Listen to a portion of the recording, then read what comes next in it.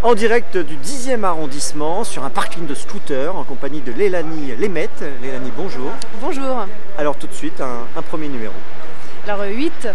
Le 8. Eh bien écoutez, c'est vrai que c'est un sujet important, ça. Les cabines téléphoniques en 2014. Ah bah ça c'est une espèce en voie de disparition. Est-ce que ça sert à quelque chose encore? Ça sert à quelque chose, je pense, quand on n'a plus de batterie sur son iPhone, ou quand on n'a plus de batterie sur la batterie de son iPhone, parce qu'il y a des batteries, il y a des recharges batteries, non, il y a des batteries pour chargeurs, j'ai entendu dire. Il y a des batteries, attendez, c'est énorme ça, attendez, alors vous êtes en train de me dire qu'il y a des batteries pour les téléphones et qu'il y a des batteries pour les batteries. C'est-à-dire qu'on a un chargeur pour son iPhone, mais il existe maintenant des batteries pour recharger son chargeur. C'est-à-dire pour brancher le chargeur, enfin j'en ai pas. Mais alors là j'ai une question, quel rapport avec la cabine téléphonique? C'est-à-dire que si on n'a plus de batterie sur son iPhone, qu'on n'a plus de batterie sur sa batterie de chargeur, on peut toujours aller dans une cabine téléphonique. Alors par contre je crois qu'elle ne fonctionne plus avec des cartes téléphoniques maintenant, si? Ah, aucune idée. La dernière fois que vous êtes allé dans une cabine téléphonique, c'était en quelle année?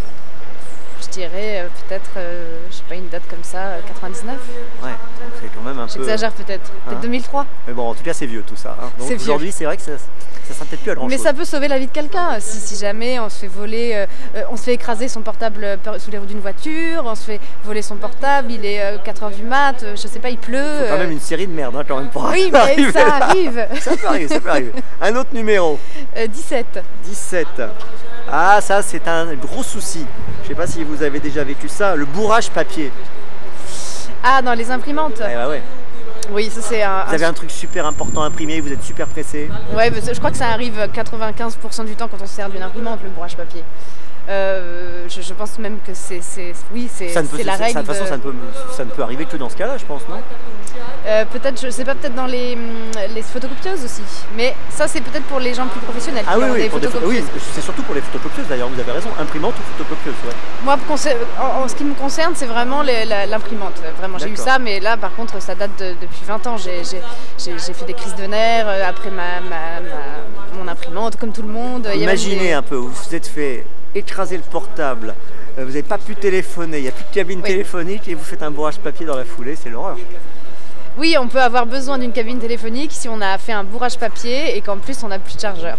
C'est l'horreur. Téléphone. Bon, on va essayer de trouver un truc plus sympa. Quel numéro? 14. 14.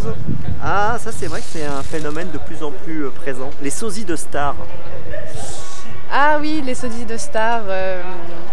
Eh bien, oui, c'est comment dire, quel est votre sosie de star préféré? Un vrai sosie que je connaisserais, un vrai professionnel. Vous connaissez ou vous ne connaissez pas? Quelqu'un, en tout cas. J'ai un ami qui imite très bien Véronique Sanson.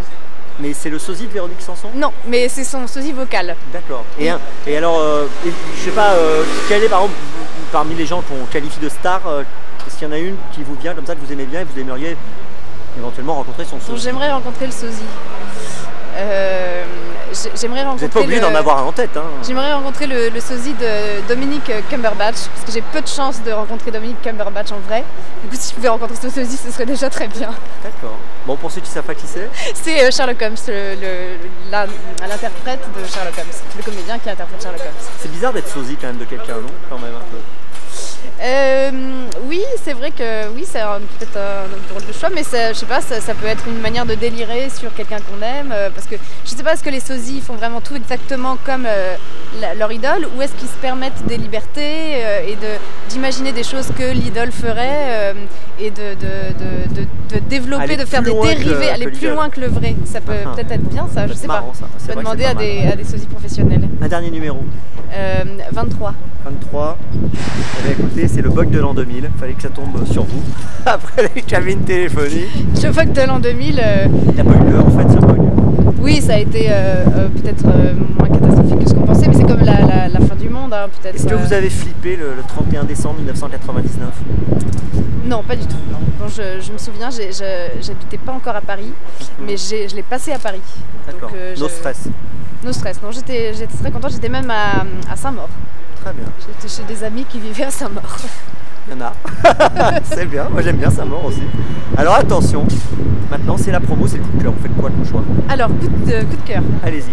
Alors, c'est un coup de cœur justement pour un court-métrage sur la fin du monde de 2012. C'est un court-métrage très poignant avec du suspense, un thriller qui se passe donc dans ce contexte de ça va être la fin du monde, tout le monde va mourir. Et le comédien principal qui s'appelle Philippe Ferreira est génial, il porte le film à lui tout seul. On peut le voir où?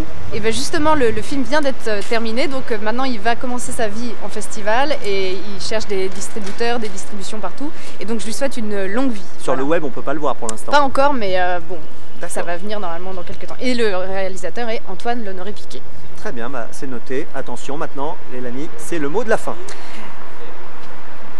Ruelle.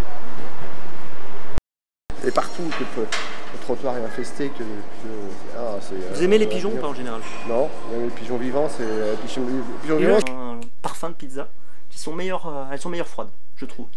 Ouais, Non. Écoute, j'en ai jamais mangé. Il faudra peut-être faire, si tu m'invites Bon, chez toi un c'est jour, perso. tu feras des pizzas froides. Ouais. C'est sympathique.